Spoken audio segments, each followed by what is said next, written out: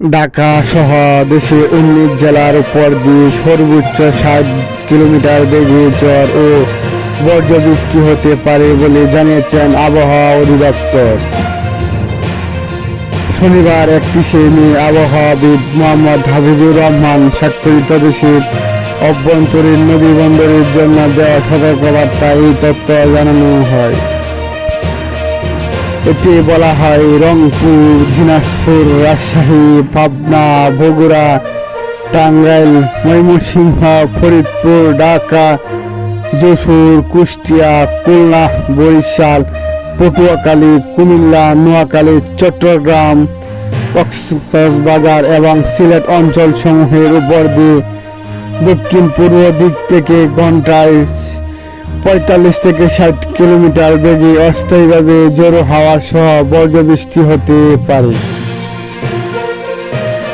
এসব এলাকায় নদী বন্দর সম্মুখে 2 নম্বর লো হুঁশিয়ারি সংকেত দেখাতে বলা হয়েছে।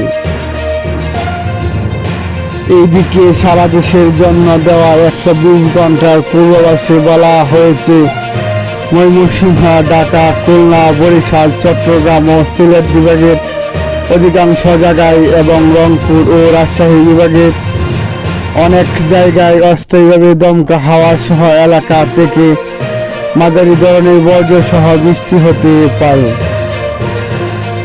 সেই সঙ্গে ময়মনসিংহ, ঢাকা, খুলনা, বরিশাল, চট্টগ্রাম ও সিলেট বিভাগে কোথাও কোথাও ভারী থেকে অতি ভারী বর্ষণ হতে পারে।